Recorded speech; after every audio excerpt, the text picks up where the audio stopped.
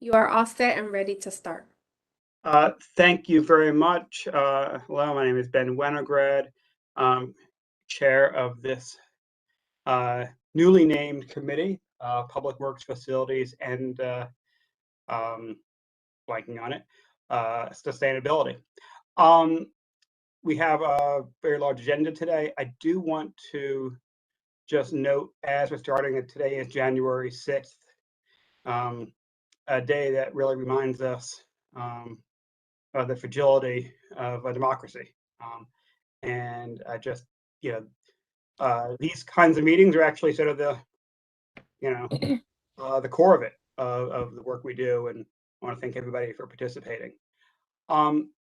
So I'll do a call to order. I do want to, we have the minutes. We also have, actually, we should do some introductions. We have some new, why don't we do some introductions just because we're a newly formed committee. We have some carryovers, but again, I'm Ben Winograd, chair, and I'll sort of, I can, since we all have different order, Matt, I'll ask you, and I'll sort of announce names as we go through if people can introduce themselves.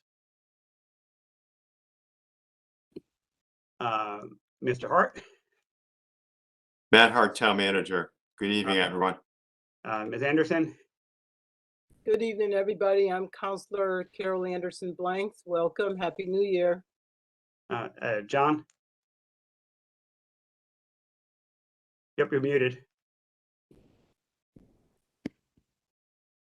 Sorry about that. John Phillips, Director of Public Works. Good evening, everybody. Mark. Council. Mark Zanowitz, Rick Ledwith. Good evening, everyone. Rick Ledwith, Executive Director of Human Resources. And Bob. Bob Palmer, I'm the Director of Plant Facilities for the town and the Board of Education. We also have Council Billing Smith on, and Ms. Fay, and council person, and I think we have some guests. Did I miss anybody from staff? I'm looking. Oh, go ahead. I'm Catherine Duveney, the town's part-time energy specialist under Bob in Plant and Facilities. Sorry, got it. So thank you very much, and Mr. Zanowitz, welcome to the committee. We have, I guess we're entertain a motion on we have our minutes that have been published from September. It's been a while. Do I have a motion to approve those minutes? So moved, Ben. Thank you, and I'll second that, and we'll vote on it and say aye in favor. Just a note on those minutes, they're very good. Whoever wrote them up, I would encourage anybody to. I just did a review of them, and they are helpful, and will actually, I think, help facilitate the discussions tonight. Again, we have a lot of issues going on, so I will ask, to the extent possible, we'll refer to sort of what's been printed up in the past. Some of these memos are sort of repeats of what we've done before. So the first item we have, line up Mr. Hart for this, is the further discussion of the ordinance amending the overnight parking rules. And Mr. Hart, you do have a sort of updated memo on our site. I do note that you're giving us a goal of finishing by the end of the year, which we obviously didn't meet. But other than that, if you could give a quick update on where we are with that. No, I'd be happy to, Mr. Chairman. Matt Hart, Town Manager. I was just wondering, because we had guests joining us tonight, if we should handle the climate resolution first. Sure, that's a good idea. Okay. That is our next item, so we can skip over to that, the climate change resolution, and also I'll tee you up on that one. Okay. Yeah, I'm happy to start off, and then you and others can add on. So, especially for our new committee members, this is an item that another council committee, the Community Planning and Economic Development Committee, discussed in the last council term. And you will see under this business item, we have two documents attached. one titled A West Hartford Climate Emergency Resolution, and another, a resolution concerning the climate crisis.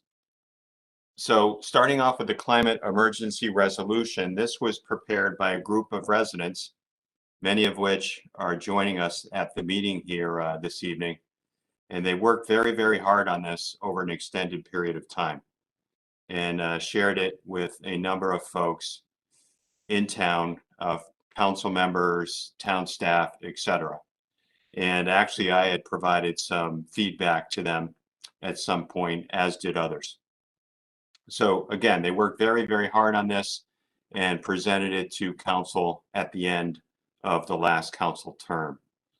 If you've had a chance to read this document, you'll see that it starts off by talking about some of the issues that we're facing now, both worldwide, and then drilling down to our specific region and even West Hartford more specifically, and talking about the impact that climate change is having upon our world, our state, our community. You'll see a reference here to some of the recent storms that we experienced here in West Hartford in 2021. So this draft resolution called for a few key things. Number one, that the town, we would be joining a number of other Connecticut municipalities, 22 in total, I believe, in declaring a climate emergency. Secondly, that we would be evaluating our actions with or through the lens of an environmental impact analysis. Next, that we would be asking our federal and state legislators to take appropriate action to limit the increase in global average temperatures. And the specific metric that's cited here is 1.5 degrees Celsius above pre-industrial levels. The next point would be that the town would support the development of national carbon pricing legislation, such as a carbon fee and a dividend. Next point, that the town would form a climate change commission or a similar body. And that this climate change commission would have voting privileges from our public high schools. And that it would work with similar commissions in other cities and towns to pass climate emergency resolutions and to work to influence our state legislature, and the governor to pass more substantial climate legislation than they have done previously. The next point, that this newly formed commission would set goals and conduct research on the part of the town, take various actions to reduce the town's carbon footprint, and that the town would perform a greenhouse gas inventory and create a climate action plan with a goal to achieve net zero emissions in waste, energy, transportation, and the built environment by 2050. And that the inventory and the plan would be completed by December of next year, December of 2023. So that is a resolution that the council received from a group of residents, many on the phone here, many at the meeting with us here tonight. And again, they worked very, very hard on it over an extended period of time. The next attachment that you have for this agenda item, and I would certainly call this out as a draft. So our corporation council took the lead on preparing the first iteration of this draft, building off of what our residents had submitted to us. And corporation council is working to put this more into a form of what the town would typically use. And the town council, our resolutions, or your resolutions, are generally a bit more concise, particularly with the findings section. But this resolution, if you have not had a chance to review it in detail yet, the title is a little bit different. It references a climate crisis as opposed to a climate emergency. I wanted to point that out at the outset. It also talks about anthropogenic climate change, which the other resolution did as well. And that refers specifically to climate change that's caused by human activity. And it notes how climate change does pose a threat to us on a global scale, on a local scale as well. Specifically talks about the hazards of the burning of fossil fuels, the use of fossil fuels, and how that contributes to poor air quality. The actions that are called out under this draft are more limited than the draft that was submitted by our residents. So this draft states that the town would certainly acknowledge, the council would acknowledge and affirm, the scientific consensus that climate change is a crisis that all levels of government need to immediately address. And that it would be the policy of the town to assess the impacts, the climate change impacts of all of our future actions, whether that's building a new building, new roadways, etc., and that we would work to achieve net zero carbon emissions from our activities as soon as possible. The phrase we use is as quickly as practicable. But there's no date. There's no date identified here. Recall the earlier version noted 2050. Also states that the council would ask our federal, state, and local officials to take immediate action or more immediate action to address the climate crisis. And then it specifically calls on the town manager, whoever that is. And I think many folks know that I am leaving the town in a month or so for another position, that the town manager would coordinate the various resources of the town in collaboration with various entities. And we call out a few in this resolution here. The Clean Energy Commission, the Conservation and Environment Commission, the Pedestrian and Bicycle Commission, and our Sustainable Advisory Group. Those are just examples, as well as other key stakeholders to work collaboratively to reduce the effects of climate change and to improve air quality. And that the town manager shall establish a mechanism for tracking and reporting on the town's progress to achieve net zero carbon emissions and report back to the council for a certain date within the new calendar year. Have not identified a date as of yet and would need to report annually thereafter. So this resolution does not call for a specific climate commission or climate emergency commission as the other resolution does. That doesn't rule it out, but that we would start by working with existing commissions, and there may be even an opportunity to revise the mission of some of these groups to provide more specific responsibilities related to climate change. So let me pause there. Again, you've got two different resolutions in front of you. One more detailed that was prepared by a group of residents. Many of them are here at tonight's meeting. And then a shorter, more concise version prepared by our Office of Corporation Counsel with some input from myself and Ms. Deviney. Thank you, Mr. Hart. One thing I do want to add, I've had some discussions with you as well as with Dallas Corporation Counsel and the mayor concerning sort of commissions. And I do think that, one of my concerns has been, we're sort of having cross purposes from our commissions. And I know we had set up at one point sort of talk of a super committee of sustainability, including bike and the energy task force and all. And I think that it's probably due for a review. So I think that the idea of having a specific committee with this charge is really important. I'm just not sure. I think we're gonna need as a committee to have more discussions, whether probably in this committee to talk about some of our other committees.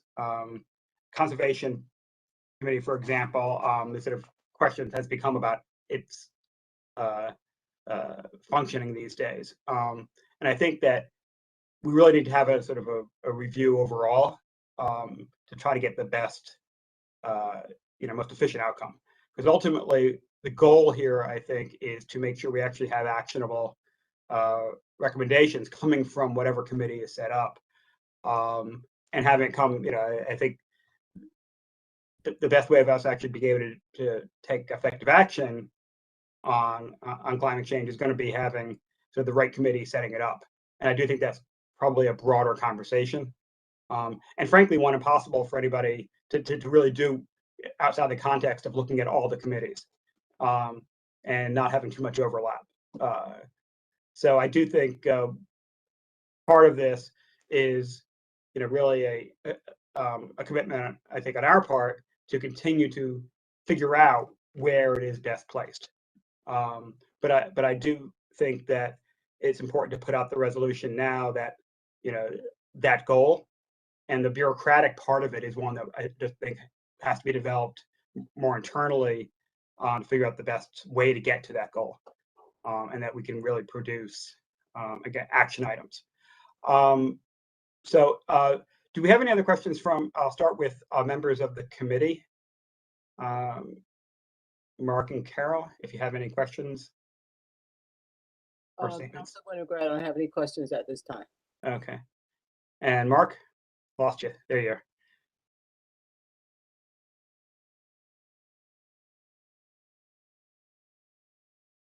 I don't see him on this. Lost his picture. I'm going to assume it doesn't have any questions.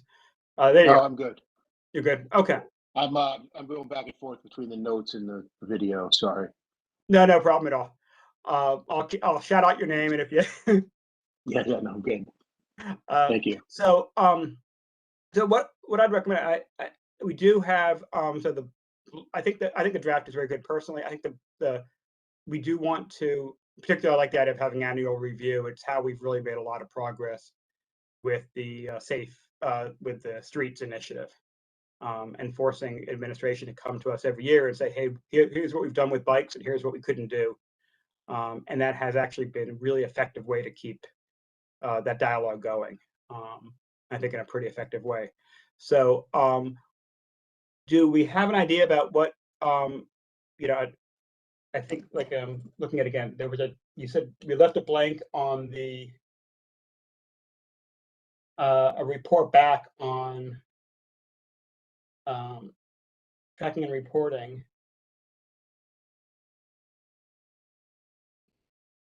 Easy thing for Matt. I will tease you on that. It's easy to commit to for somebody else because it won't be by the end of the month. But what is a fair sort of initial assessment? And I'll 6 months maybe, or Matt Hart, town manager. I would want to consult with Ms. Davini on that. There are some number of software programs that are available on the market that the town could utilize for this purpose, but I think she and I would need to talk a little bit about how long it would take to procure one and get it set up. Thank you. And Ms. Davini, if you want to add anything now, we do have, and one thing I'll just note to everybody is that one action item we've already taken is to not only change the name of our committee to add sustainability to it, but to add it as a monthly agenda item. So that a new thing, to have a report from Ms. Vinny every month. Sorry about that, but so we've already that has been added to the sort of the charge of this committee. and that'll certainly help keep that those lines of communication open and have that oversight. So if you have anything to add, or else we'll wait until your report later on in the agenda. Well, let me say that I'm very glad this is on your agenda. I think it's very important for West Hartford to move forward and pass this resolution and join the 20-odd other Connecticut communities who have done that. I think with our reputation and influence, it's an important thing for us to do. I am personally am not so wrapped up in the words we use, although I do think climate change is an emergency, and it should be treated as a matter of urgency and priority. It's very real, and it impacts all of the other initiatives we're working on and discussing here today, and all of the town operations, and all of our community's operations. So I am glad we are moving forward with on this. The thing that I have said over and over throughout this process is, if we declare something as an emergency or a crisis, then we should do something about it. So I Absolutely. so if we, that's kind of, I'll leave it there. That's kind of how I feel. And every month you'll remind us of that, I hope. I do want to thank everybody for participating, our guests today. A lot of us have heard from you individually. You did a great job at this. I really appreciate all your work. Just process-wise, we do a full agenda today. I'm not going to have you guys speak today, just because we've got three other big action items. But I will encourage you, as we move this on to our next level, it would go to a vote of the full council. And at that point, that would be really the best opportunity for public comment. And I think it would be great if you guys can come out for that. And we'll certainly make sure you know when that's coming up on the agenda. So I again, thank you all. I think this is, my mind, a really great example of some great ideas coming from the community. And hopefully we've at least expressed the intent and making a move in the right direction for you. So again, thank you. I do want to move on to our next item, though, because I want to respect people's time. So I will ask for a motion that we move this on to full council. Can I get a motion on that? Move. A second? Mark, would you like to second it, or going once, twice? I will second it, and we'll move on. We don't usually vote, but we have Yes, I'm sorry, I'm still checking There you notes. go. I'm Okay, listening, so and I'm I getting back and forth. Second it, yes. Yeah, no, I'll I know. second it. Okay, Sorry. good. All in favor? That's it. Aye. Aye. All right, great. Okay, very good. All unanimously moved on, and we'll send it to the council to move it on there. So again, thank you. So our next agenda item is back to, I think, B, which is the overnight parking. Thanks, Barry.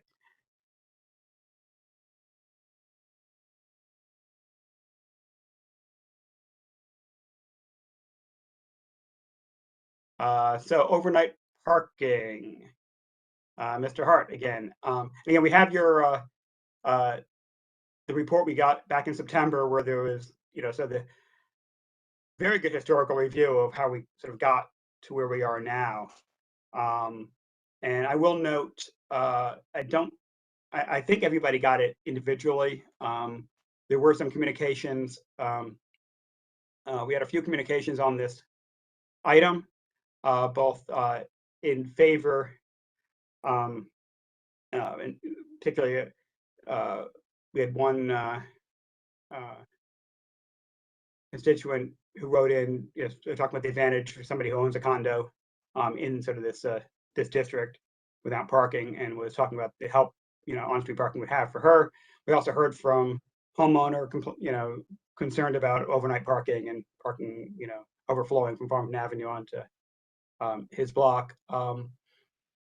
both very well written and impassioned letters. And it's certainly been a topic from other people as well. So if you can sort of update us on sort of the latest thinking on this. Like I said, I know we've got the full report of sort of how we got here, but in terms of what the thinking for the latest plan and what we'd be looking for as an action item here.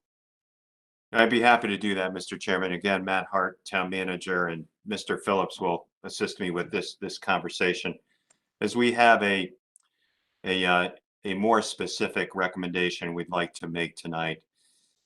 And for our new council members, this is something that we have been discussing, this committee has been discussing for several months now. And you know, we can, as the discussions went on, we continued to narrow it somewhat further. And I'm not going to work through the memo in detail. You know, I'm assuming you've had an opportunity to take a look at it. I'll just provide a few introductory points and then present our latest recommendation for your consideration. So we presented an ordinance back in April of last year that would amend the longstanding prohibition on overnight parking that we have. And as you probably all know, that runs from 2 to 5 a.m. The prohibition goes back many, many decades, and it was put into place for a number of reasons: public safety, trash collection, storm control operations, etc. Any number of good reasons. Why did we introduce this amendment? We introduced it, well, first of all, when the pandemic hit in March of 2020, within a month or so, we realized that we had a lot of college students returning home, a lot of others working from home. We had more cars in town. And as a measure to provide relief to our residents, we suspended the overnight parking ban, you know, because we just knew that they had more cars and probably had some capacity issues and constraints. You know, as time went on, you know, we didn't really receive many complaints, and I think some of the council members, particularly some veteran council members, had been sensitive to this issue and, you know, thought it could be an interesting way to provide relief to certain residents, particularly those who reside in multifamily units that might lack and have always lacked adequate parking, as well as perhaps people who live in single family homes with smaller and tighter driveways.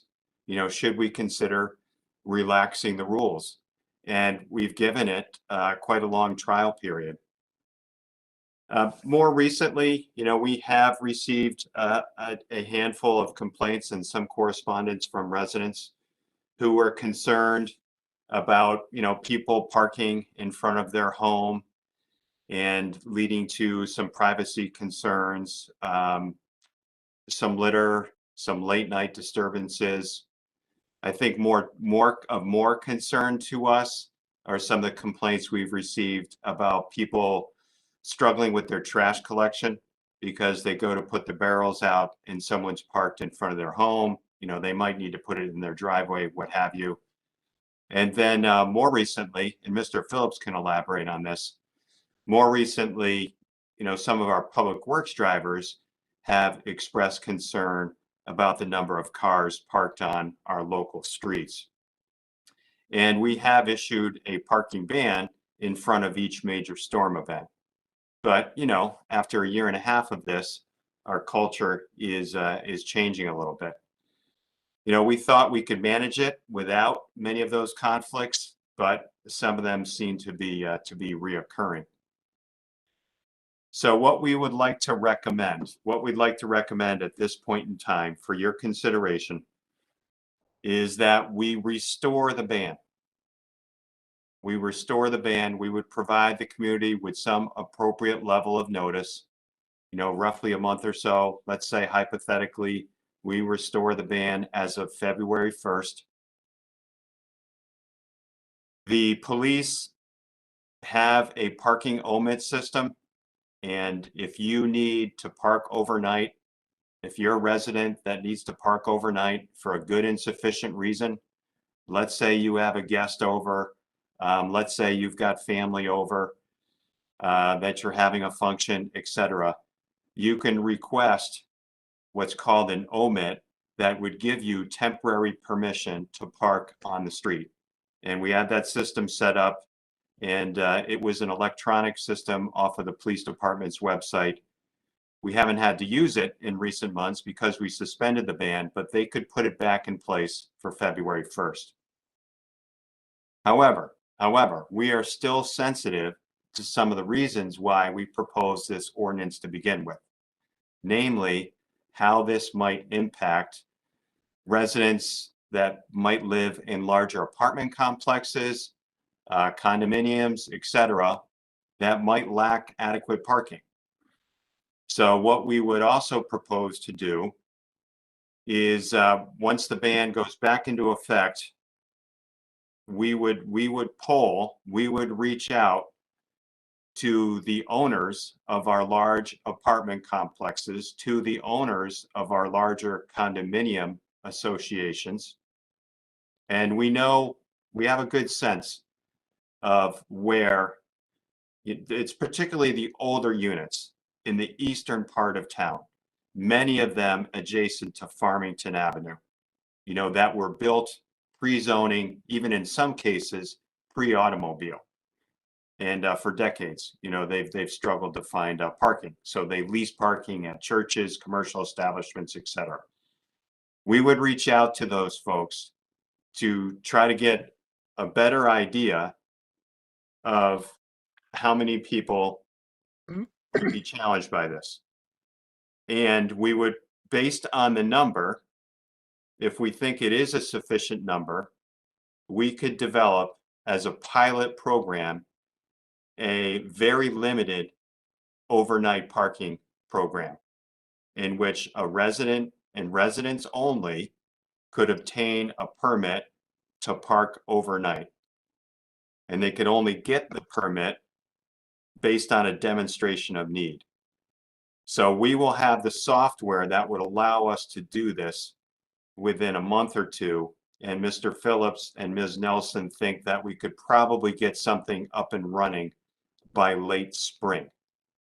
But that we should first do some polling to try to ascertain how significant the need is. And then, with your blessing, this is something that could be done at administrative level. We would still need you to amend the ordinance. With your blessing, we could try a trial period, maybe of a year or two, with let's say 100 to 200 permits, based on what the demonstrated need is.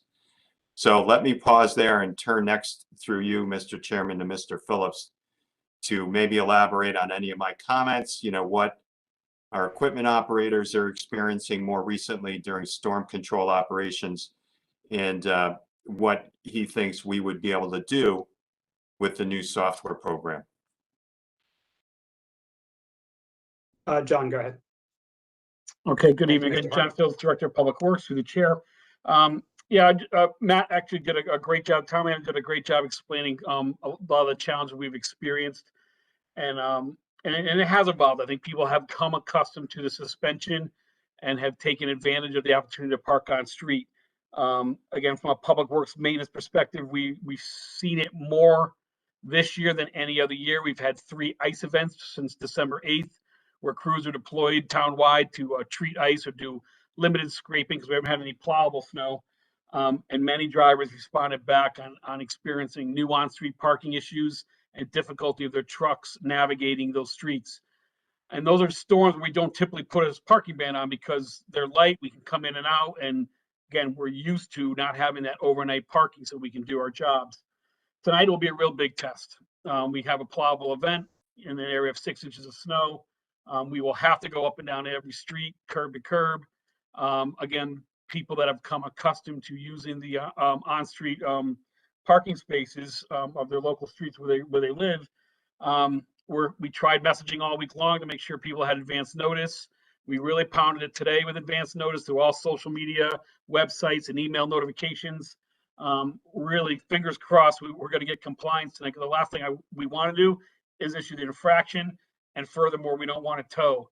But we do fear that because on several streets, again, that area that Matt alluded to, on the Farmington Avenue area, Quaker Boulevard neighborhoods, cars are parking side by side each other on the street, which really narrows the road, and the plow truck won't be able to get down it without actually towing those vehicles and get them out of the way so we can clear the street. With cold temperatures post-storm, that snow's not going to melt off, and it will become packed, and there are other maintenance issues that will develop out of that. But obviously, that's only winter operations, 20 days a year, call it. But we have seen a significant change in habits in that space. As far as the residential parking permit program, we have purchased some comprehensive permit management programs. We were due to update our systems anyways as a parking operation through parking services. Brooks Nelson did an excellent job recruiting or RFP process of finding the right type of software that would be beneficial to all of our needs. And West Hartford, if you don't realize it, we have a very complex parking system with many different types of users and demands because of Blueback Square, the center, and a lot of the other business districts. But a part of these, the parking permit program that we have that we're rolling out now, it would have the portal to do a full-blown residential permit program where no stickers would have to be issued. You go off the license plate. That's the unique identifier of the car that would be issued the permit. The police would have easy access through an LPR system to identify cars that are permitted and cars that are not. So ease of operation and efficiencies would all be there. Obviously, we would need ordinance changes to adapt and to develop those programs. But we're confident of the system that we're going to deploy, which is used in many similar situations, greater Boston area, metropolitan areas that have similar issues that we're talking about here this evening. We would be able to deploy it probably late spring once we get through our current exploratory process and doing beta tests on the system right now, which that's what we're undertaking right now as a project. Fantastic, John. Thank you very much. I'll open it up to members of the committee and then anybody else for questions. I will ask one initial question in terms of timing wise, in order to sort of be ready to go once the software is in place. How quickly would we need to push forward an authorizing resolution? Mr. Hart? Matt Hart, Town Manager. So the full council would need to amend the existing ordinance. And actually, Corp Council thinks that the draft that we presented back in April would need some revision. So in order to even to do a very limited pilot program, they think you should amend the existing ordinance. Right.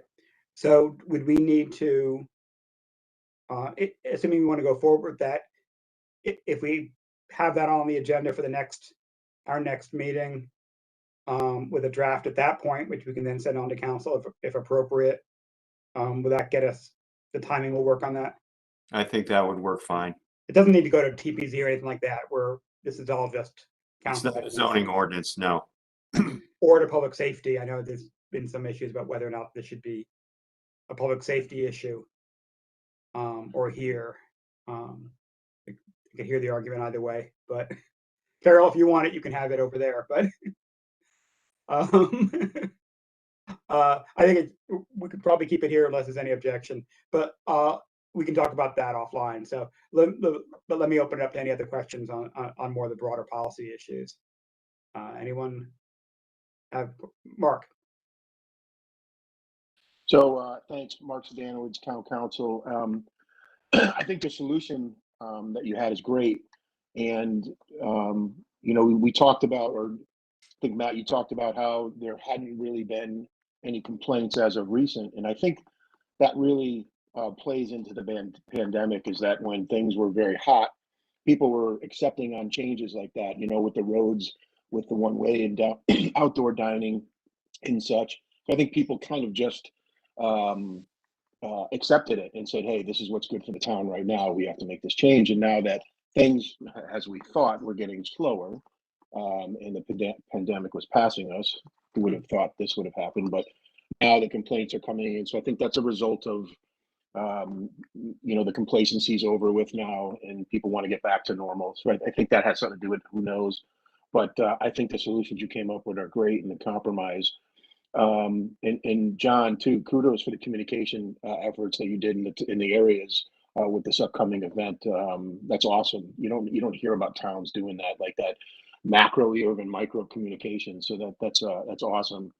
And I've told John this before too, and what separates us from other towns too, and you don't have to go very far, you just have to cross our borders, any one of them almost, and find that when our plowing is done, it's done better than anyone around us by far. It's really not even a comparison. And I use New Britain as an example because I did a lot of business there and born and raised. And 2 days after storms, slush, this, that, the other thing, because they don't have the parking ban, and it's a result of that. So these things really do help. And I know it's only a 20-day event, but those things really matter. Those things make a difference, and it does separate us. So I think the thought process that went through this, I'm glad. I'm obviously new, but I have used the parking ban for myself when we needed to sustain it for getting a driveway done for for sealing or whatever, and things like that. So yes, I like the compromise, and I like how there's a potential validation for residential parking programs. So I like that. So I just kudos to the team for thinking all that. Just appreciate it. Thank you for your comments. Oh, John, if you want to. Just for a little clarity, and so we're clear on the process, Ben, you asked us in your first question. I didn't want to lose my train of thought. If the recommendation to restore the overnight parking ban goes into effect, whatever date that is, our first very immediate step is, like Matt said, is to poll the property owners, but we also want to heat map the areas that are asking for those omits immediately, because that will give us the best indication on where we need the permits. And that's really important information when we bring that final resolution to the council for the pilot residential permit program. So I want to make sure the council is clear of our process steps getting to that final step if we were to make it to an actual pilot program or a permit program. Great, thank you. And just to note, ultimately, as I recall the original resolution, we're not going to put in the resolution the details of it. What we're really doing is authorizing the town manager in his role as the traffic authority, I forget the term, officer, sort of authorizing that move, but the details, like we did with parking around the center, we're being informed of the changes, but ultimately ceding that authority to the manager as part of his police powers. But thank you for that clarification. Ms. Blanks. Yes, thank you, Councilor Winograd, Carol Anderson Blanks, Town Council. And thank you, John, for that last bit of clarification, because I was going to ask you on that, because I know early on we had discussed the permit, especially for those folks that are in the center and on Farmington Avenue. So thank you for that. And I don't really have a question, but it is more of a comment. And I'm so happy that you touched upon what's going to be happening for tomorrow in terms of clearing the roads, because I too have observed that just throughout the pandemic and in terms of us relaxing some of the ban and the permit. And I've always wondered that as well, because there are a bunch of streets in town that are narrow, and you do see the overnight parking. Some people are probably just not paying attention in terms of how they park. And what's really interesting is because if you have 2 or 3 cars that are coming down the road in the opposite area, you can't get by. So one usually has to like pull over to the side, 2, 3 cars up while the other one comes by. And so that's often a public safety concern for me when we're talking about inclement weather, and as we're approaching snow and the ice that we just all experienced, and then how we get the information out to our residents in advance. So thank you for providing that clarification so that everybody is well aware and they could make these plans well ahead of time. But we will probably still have 1 or 2 who just say, oh, I didn't see or I didn't remember. So it's even kind of given me some ideas to just kind of let neighbors know as a reminder, try to get your cars in the driveway and help our public work staff out, because they're doing a fantastic and a bang up job. So kudos to them and all what they do. And I do have to echo what Councilor Sedanowicz just mentioned, because I work in Hartford, and often when I leave here and I go into Hartford, and I understand they have their challenges too, but I'm just saying it just makes you thankful for living in West Hartford and paying your taxes here, because we do get what we pay for. And so just thanks to you and your staff for the great job that you do. I'll be sure to pass the word on from both of you. Thank you very much. Thank you, Ms. Blanks. Any other questions from other council people, or I see the mayor's on now as well? If I don't have any, I think we don't have any action items on this. I think you have within your authority anyway, but I think the consensus is that from the committee is that, Matt, we do agree that you can or should, before you leave, sign the paperwork and the ban, and then run, or put the ban back on rather. And then we'll wait to hear the results of the polling, and expect a resolution at some point in the future for us to move on. So thank you very much for that. Moving right along, we have something. We have an exciting proposal from Public Works. We're gonna tee you up again, John, and Mike, we all have the PowerPoint. I know if it's easier to do it as a share or as a other devices, whatever's easier for you. Ben, actually, I realized I was going to put it up to you. There's a lot in this PowerPoint. It's big, and in the spirit of time, I built it as a document for reference and historical preferences to get you from 1930s to today, and kind of build and fill in the gaps of all those years. I can certainly go through it page by page if you want. I don't have the ability, the way I'm currently set up, to share it. But you all have it, and I can take questions tonight, or can take questions, through the town manager to me throughout this entire process.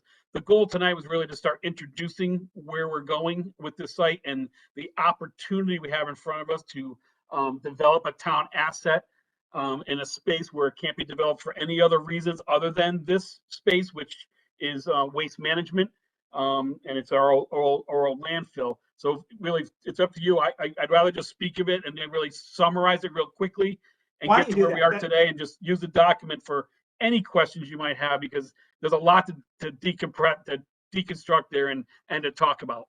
So from the and I'm looking at the bird's eye view photograph. If you could just if you want to give the headline. So yeah. Broad terms, what are you looking to do?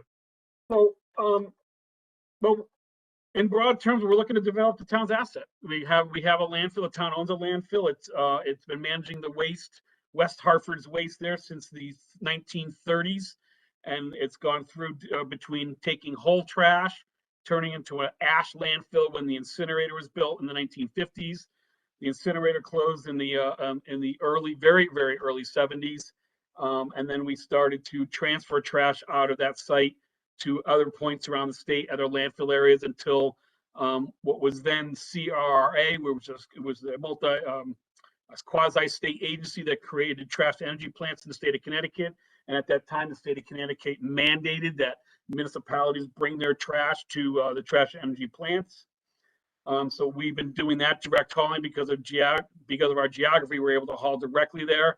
And so for the last 30 plus years, we've been just using the landfill, the top of the landfill, as a yard waste, chunk wood receiving area, processing. Our leaves that we collect every fall go there and are processed.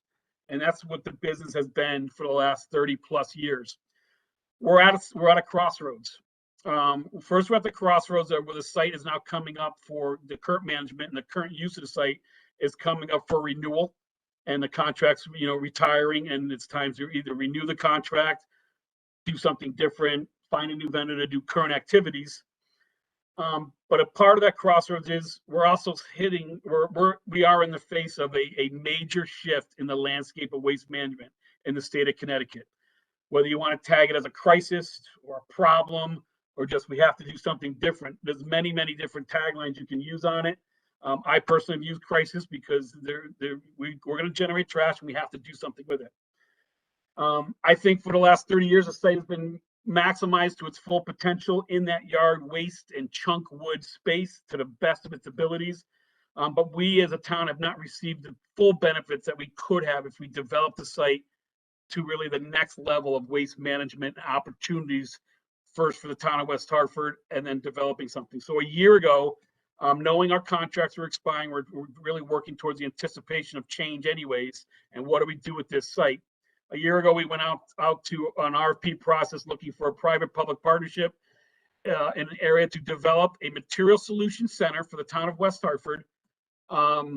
That a private company would join us in managing our, our trash, our recyclables, our any kind of materials that need to go through some sort of stream to be processed, as well as other pillars that we needed within the project because of things that have happened outside of public works control. But as your director, I have to give advice about being self-sufficient and able to operate the government services of public works.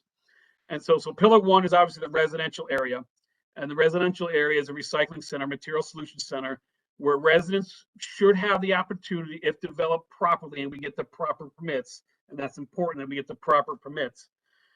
Really, anything you have in your household that is in whether a recycling waste stream or a trash waste stream, this center will receive that material and have a location for it to go in transfer only. Nothing will be processed here. The second pillar of the RFP was, because we've lost the Yukon site to private development, theoretically, again, with the changing of hands since Yukon left there. You all know, some of the long-term council members and mayor, we've used that Yukon parking lot several times over the last several years for big storms, whether it be large winter events, tropical storms, the freak snowstorms on Halloween. That site, with the cooperation of Yukon, the ownership giving us permission to use it as a strategic emergency management site for waste materials, has been very beneficial and has got us through all of those events. We're going to have more events like that. And without that property and our ability to use that property, we need to bring some property back to the public works yard, which is the top of the landfill that I'm talking about, which is talked about in this PowerPoint. We need at least 3 or 4 acres back to operational control of public works in the event of those events happening in the future, and they will. We know it. We can't deny it. So that shrinks the site of what you're able to do there on the yard waste side. And the other pillar is obviously we want to add fuel fill stations, which we don't have. And then obviously the biggest pillar is we need to do it in a very cost-effective and cost-friendly way for the town of West Hartford. That's why we're seeking that private partnership to do this. So that's where we are. We've been working with a vendor for the last 12 months. We are currently now evaluating and developing a landfill closure plan. Believe it or not, this landfill, because it dates to the 1930s, never was officially capped or closed per today's DEEP standards. And to develop an asset, town asset, such as a landfill like this, you need a proper closure plan for the type of development you're looking to do on it. And right now we're doing that exploratory measures and testing and designing what that closure plan will be. We hope by the end of January we'll have a plan presented to us by the vendor through the RFP process. It'll have to go through a deep approval process. It'll have to go through our engineer's approval process, and it'll have to go through our Wetlands Commission's approval process to finalize that closure plan. We would move forward in that closure plan. In a parallel to that happening, we'll be working on the final operational and fiscal impacts of what this private-public partnership will look like for the town of West Hartford. All of its benefits, all the work and activity the private company would want to do on this site, the operational cost for the public works would have to pay the vendor for the town's work on this site. That will happen in parallel of this capping process. And the ultimate goal is to develop a comprehensive material solution center for our residents to use, and quite possibly it will be able to expand out regionally and take in materials on a regional basis by contracts on certain types of waste materials that should and could benefit the town of West Hartford in the most cost-effective manner. It will have the opportunity. We will be building in an area where we'll be able to transfer our waste. We currently direct haul, like I told you, to a waste to energy plant in Bristol, Connecticut. We're still under contract with them until June 30th of 2024. I did see a typo in the document, it says 23, but it's on the executive summary. It's 24, June 30th, 2024. We don't know what our waste landscape will be beyond that date. And as of right now, I can't get a commitment from Covanta of what waste management looks like at that point. So strategically, we need the ability to transfer our own waste because, as you know, it's been well publicized. The Mirror plant in Hartford is closing this June, and they're shutting down complete operations, no transfer, no waste to energy. They're basically getting out of the business this June of 2022. So that will not be an option for us. It brings us down to a single option, which is extremely risky, not having the infrastructure in our own town for a town our size and the amount of waste we do generate on an annual basis to not be able to manage and control it within our borders and take care of our residents. So that's where we are. I don't have a lot of details to present on the project. Matt has been privy to it already. We presented it to the town manager and Peter Privatero, the chief financial officer. They have all been vetting it and have a good understanding of where we're heading. We're already speaking with DEEP to look at permitting. That's a key pillar to this project moving forward. If we can secure the proper permits from DEEP, we believe in talking with zoning. The site is already zoned for waste management, so there's no zoning change for a use of the site. But obviously, they may want to review any new structures that will get built there, which, again, the company we're working with looks to build a structure so they can transfer the materials that they plan to bring in there and transfer out to other locations. A key point to remember, though, is we're not processing any more materials here. We will just be using this site for transfer only. We'll still have this site available for the leaves that the town of West Hartford Public Works generates the collection of, the materials that our Public Works agency groups generate in our parks and all of our town properties. That material will still come here, but it'll be transferred out. We do look to stop and no longer process leaves on this site. And again, that's strategic. We can't process the leaves in the proper manner to successfully bring them to compost. Efficiently, I should say, efficiently bring them to compost to meet the market demand. We have issues with fire, we have issues with odor. And in recent years, with the onset and the beginning of transit-oriented development, a lot of housing has started to develop around us. I predict there will be a conflict if we continue to process that kind of organic leaves. If you smell leaves smoldering for weeks and weeks on end, I think we'll start developing conflicts with our neighbors in the processing of those leaves. I think it's in the town's best interest to just move forward by just transferring those kinds of materials, bring it in, but transfer it right out and have it processed in a more efficient and economical site that are located throughout the state of Connecticut. Thank you, John. And I think that last point, I think some of those conflicts have already occurred, and we've certainly had complaints at times. It's always, hard to identify odors, but we hate to be contributing to that if we can avoid it. There's a lot there, and as you know, a lot else in your PowerPoint. Just in terms, so at this point, this is going to be sort of a continuing discussion we'll have as progress is made on this. And if anybody has any sort of questions they want to ask right now, like I said, certainly no voting on this. This is a sort of informational, but if anybody does have any questions, I do want to make sure, conscious of time, that we get reports from. John, I might cut you. John, I might cut you a little short on your report. We've got it in writing, but I do want to give Catherine and Bob. But like you're doing with the climate resolution, I think it's important that we keep this on the agenda month to month, because we're going to be heading a stretch here where activities there'll be information to update, because we want to get to a final contract with this private public partnership in agreement with everybody. It's a big change. It's transformational use. There'll be ills that we have to talk about, but there will be benefits too.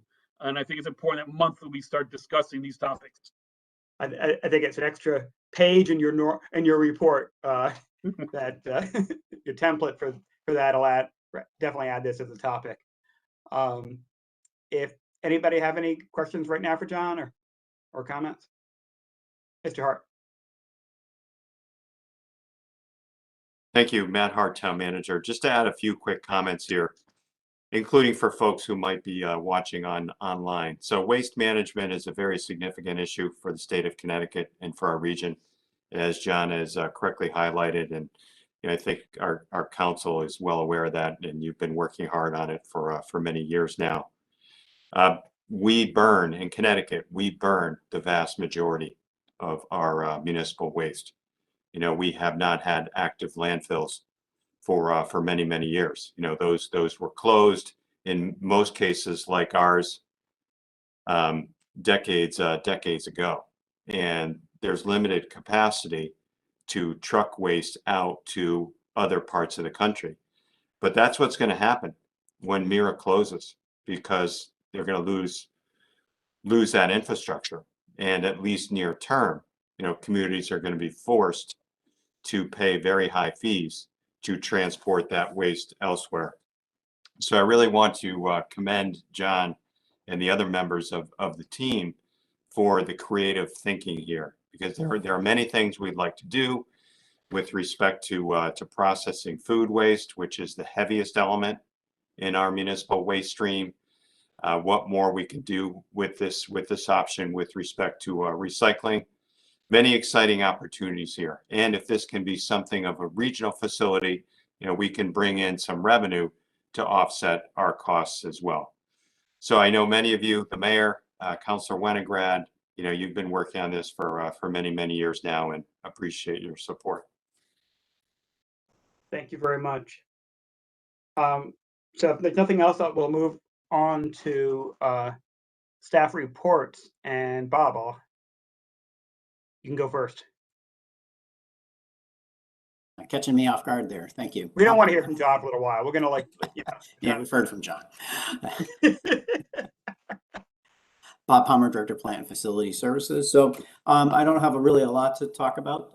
So from our operational standpoint, we've been doing very well. The buildings are performing well. We haven't had any major mechanical issues or anything like that. We're still running our buildings very extended hours due to COVID with our ventilation systems. But again, all things are running well. As far as staff retention, we've been doing very well, keeping especially part-time staff, retaining part-time staff. We are, like everybody else, seeing a lot of illness due to COVID. We've had some significant absences, but with the revised protocols, we've been able to kind of work our way through those. So we're doing very well from an operational standpoint. So we have been working on the new Elmwood Community Center project. So we recently received 12 requests for proposals for the functional program and feasibility study portion of this. This is the planning portion of beginning this new facility at the 100 Mayflower site that we recently purchased. So we had an internal committee that met and reviewed those 12 proposals yesterday. We've narrowed it down to 5 firms that we will bring in for interviews in the next few weeks, hopefully. And hopefully by the end of the month or early February, we'll select a firm to help us go through that process. So this is in conjunction with the social services and leisure services and the other community services. So it's kind of a joint venture between everybody there. Other things that have been going on with the new property at 100 Mayflower is we're going to remove, if you recall, we have an underground storage tank with that facility, which we do not need for heating oil. We do have natural gas service there, so we're using natural gas to heat that building. So we're going to remove that tank next week. And also, we've been using the building on a limited basis with police have been using it for training exercises. And more recently, Bob McHugh and Emergency Management have been using it as a to disperse equipment related to the pandemic supplies that they've received from the state, especially N95 masks have been distributed there. We've also been conducting some food pantry operations there once a week as well, so outside. And other things that we're just working towards, town and Board of Education projects. We're really in the design phase right now of in bidding phases of getting projects ready for the summer, upcoming projects that are coming up. So mostly in design, but we have been able to bid some projects already and had some pretty favorable pricing. So we're done. That's pretty much what we've been doing. Fantastic. Thank you very much. Anybody have any questions of Palmer? See any hands? Catherine. So welcome to the committee. I know you don't have a written report out, but if you could, I'll give you a little time. If you could sort of talk about sort of what you do for the town, and which committees you'd be reporting on, and give us sort of a whatever update you've got. But also, I know that we kind of added you on relatively late in the game, but also sort of talk a little bit about we've had that discussion about what types of stuff we'll be getting to see in the future. Yeah. Yeah, no problem. So I'm Catherine Davini. I'm the part-time energy specialist for the town. I work both on the Board of Ed and the town side under Bob. And since Matt told me yesterday that I was going to attend this meeting, I didn't have time to write anything up. So I'll just talk orally about a few of these things, and I can provide some written summaries. Yeah, I wasn't sure what you wanted me to cover under sustainability, since in my mind, sustainability covers everything the town does. But I'm thrilled that you guys elevated this and put this in your title. And if you continue at that rate, I think you might have to hire like a full-time sustainability coordinator, like centrally, which would not be me. But anyway, so I'll start off with some of the town operation stuff like Bob did. We just initially compiled our utility budget numbers for 2023. And right now we're anticipating a flat utility budget. So no increase. Our utility budget, just so you guys, is about $4.7 million. That includes both the town and the Board of Ed. Is about $3 million on the Board of Ed side, and the rest on the town side. For fiscal 22, we're predicting that we're going to be on budget, even with the higher gas prices this year. It is difficult right at this point in time, when we're still before the main part of the heating season, to estimate utilities, and we'll do another estimate at the end with the December numbers and even into January. But we haven't been doing too many energy efficiency projects lately because of COVID, and as Bob mentioned, we're really increasing our ventilation and doing things like that. We have been trying to finish up some of our decorative street lighting projects with LED. These are the decorative posts. We've done all the Cobra heads. Those are very expensive projects. Those light fixtures are kind of spendy, but we're working through that. And we're also potentially going to shift some of our energy and resource conservation funds into water efficiency and irrigation projects, working with grounds ahead of the spring. Some of those systems are fairly old, and water rates have been increasing substantially with the MDC.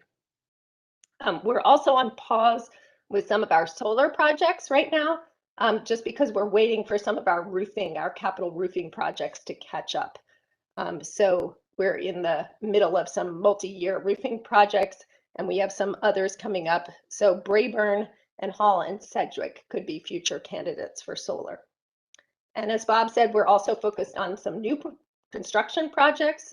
So I will typically insert myself into, whether people like it or not, into those projects to try and encourage people to build sustainably and make those projects more energy efficient, and even try and target net zero on maybe the Elmwood Community Center. Excellent. Yeah. Any questions so far? Yeah, no, that's great. If you could just address sort of your role with the Clean Energy Commission. I always get their name wrong. I keep them calling on the Energy Task Force, and I know they're our commission. But because I'd gotten some outreach from the chair talking about getting more dialogue between that group, what they're doing, and our committee.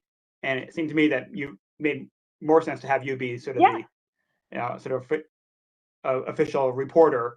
Certainly, if they have particular proposals, we can bring them in on a particular item. But for like generally keeping us up to date on, the amazing work they've been doing. We obviously passed the report last summer, I think, and endorsed their report, which had been really helpful. But so the updates on, I know a lot of the stuff you're talking about is also in discussion at that commission. So of course, talk about how that works. So I am the staff liaison for two groups, the Clean Energy Commission and the Sustainability Advisory Group right now. Bernie Pelletier, who's the chair of the Energy Commission, I think he's fine with me being the conduit for information. He just wants the communication flow to be better, both upwards to you guys, and if there's anything that you need or want the commission to work with, both ways. Now, the other commissions that you guys might want to talk to, you know, the Conservation and Environment Commission and BIPED, I'm not their liaison, so I don't really know what's going on with them.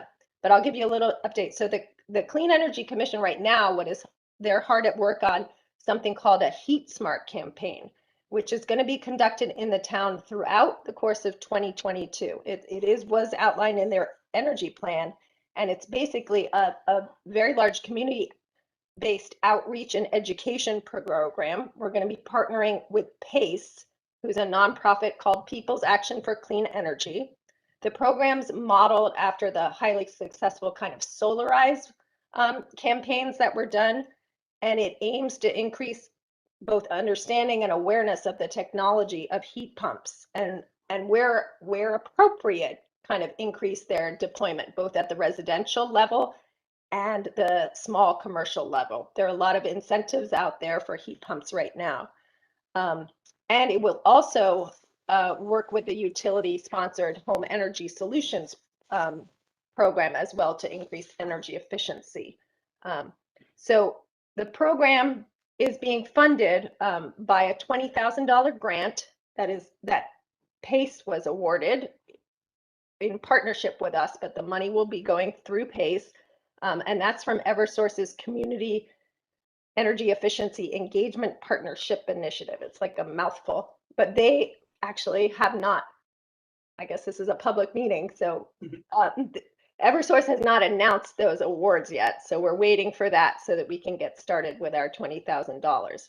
There's also a memorandum of understanding between PACE and the town, which we've worked with Corporation Counsel on. It's in the final stages of review, and it will go to the town manager for signature.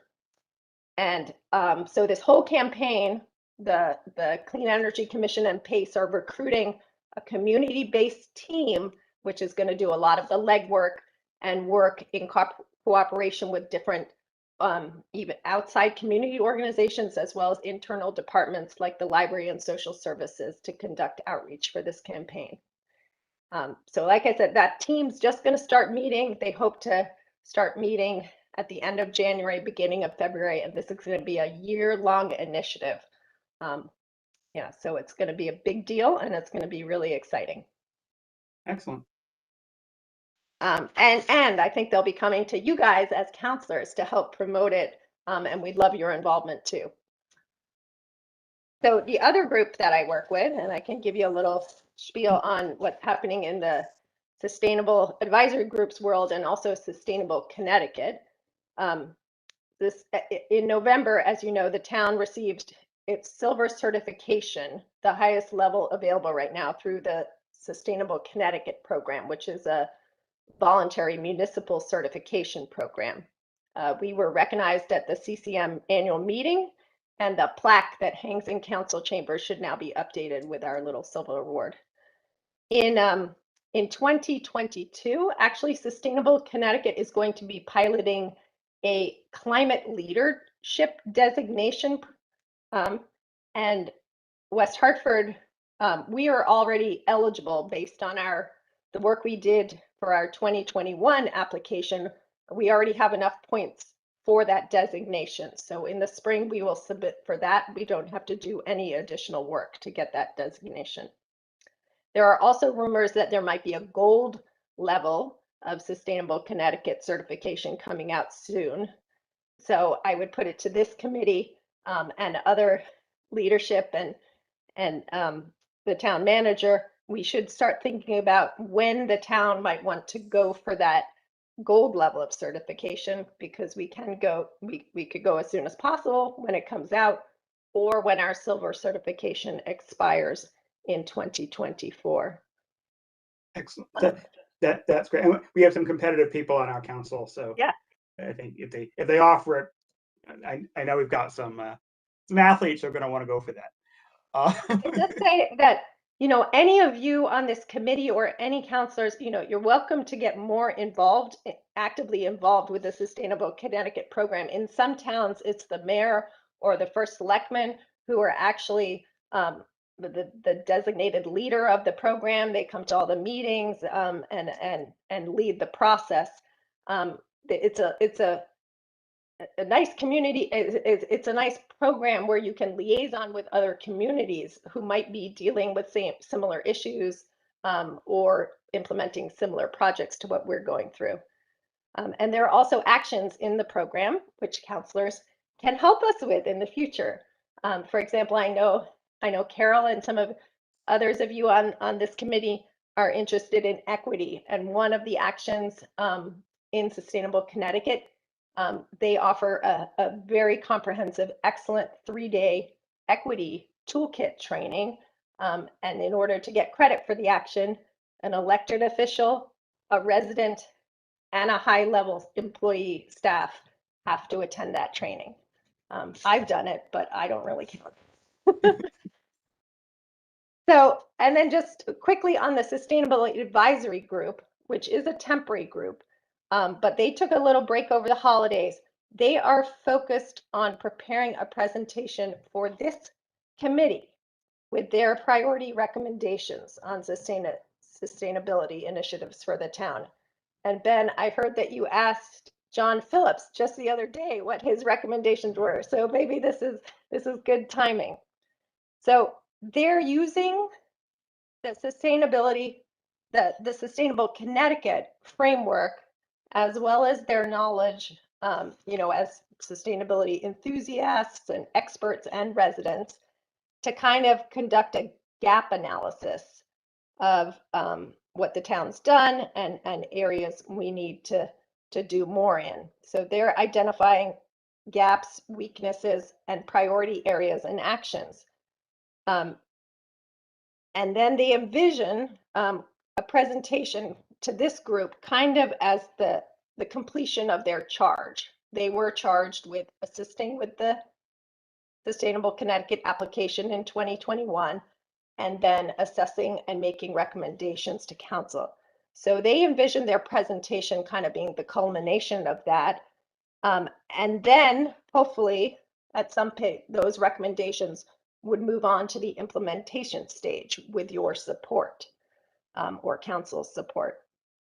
So I guess tonight I wanted to see if there is anything you guys would like me to convey back to that group ahead of their presentation as they're working on putting it together so that it kind of matches your expectations. But that's a great question. I'll open that up. Listen, my preference on is,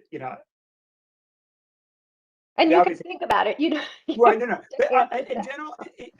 In general terms, I think what is helpful are discrete action items. That as opposed to sort of the lofty stuff is great, but the core recommendations are what are really helpful. And I think that I like the idea of filling gaps.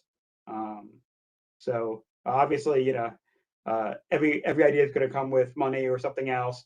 But I think, again, having those really concrete plans is what I see as the main role of these committees, to give that kind of expertise. Because otherwise we can all give a speech and we can all kind of, and be really important issues. I mean, but it's a matter of what are we actually going to do about it, and what is going to be a real deliverable. And I think those are, at least from my point of view, the goal that we're looking for. Yeah. Well, I won't steal any of the thunder. Obviously, I've been breathing a lot of this stuff for a long time, so I have lots of ideas in my head too. But we can wrap it all together. Look forward to that, and thank you. And again, as just from my point of view, we can talk offline, but it's a monthly thing. I think again, having sort of, if possible, written reports, not a criticism for today because I know we gave you no notice, But that is helpful in part just to help, create that record of, hey, look what we've been looking at, and for us to go back and remind ourselves, what have we been doing? And there's a lot, but it's a lot to keep track of. But thank you very much, and welcome to the committee. I'm really looking forward to lots of discussions going forward. I'm pretty famous for keeping a strict clock on these things, and I'm running over, but we're tackling a lot. So with that, John, having revved you up on that I'm worried about my time clock management. Really, But you've got a good written report. I did read it. Yeah, I'll take any questions on it. It's comprehensive. We're status quo. We're in the middle of our winter operations. We're spinning up tonight for tonight's storm. Current information. We've got a really good plan in place. We worked all day long with the police department on the on-street parking issues, so we got a good plan in place there. There will be some upset people. You can assure you that. So, but we have a really good plan. We're going to be all set. But the report's self-explanatory. I'll certainly take any questions on any detail that's in the report. Thank you, John. So I combine those two. If anybody has any questions of either Catherine or John, feel free to do them now. And Council Winograd, I just have yes, a question for Catherine, and it could probably be John. And I'm just curious. This is really just a curiosity question. I was in the center. And I should compliment everybody because our holiday decorations were fantastic. I don't know if it was because of COVID or what, but they were great. And so my question is, and I know you have a timeline, so usually when do they come up and then when do they come down? Almost sad to see them come down because they were so pretty. The lights were pretty, and it did provide a festive area, but they go up right before Thanksgiving. So they're up through the Thanksgiving holiday. So they're there when the official kickoff, if you would, that next day for the Christmas season. We try to take them down as soon as possible after the new year because they're expensive, even though they're not that frilly, but they still cost a lot of money, and weather will start beating them up. So we want to protect the asset. And this week we took them down quickly because we had good weather this week. And with snow coming, and next week's forecast looks like it's going to be up and down with cold weather and more rain and ice. So we just took advantage of the labor where we had a little downtime. We were able to bang it out. And so we're just being advantageous by this week. But typically we take it down after the first of the year. All right, thank you. Again, the biggest driver is to protect the asset, so we don't have to keep replacing the garland and the lights because weather will start beating them up. Yep, thank you. all right. Well, if there's nothing else, I want to thank everybody for sticking through it today. Again, not actually that much over, considering all the important topics we had to cover. So thank you all. Happy New Year. Everybody be well, and we'll see you at the next meeting. I'll take a motion to adjourn, otherwise we have to stay. Move. Council Winograd. All right, we got an adjournment. All right, thank you very much. Have a good night. Thank you. Night.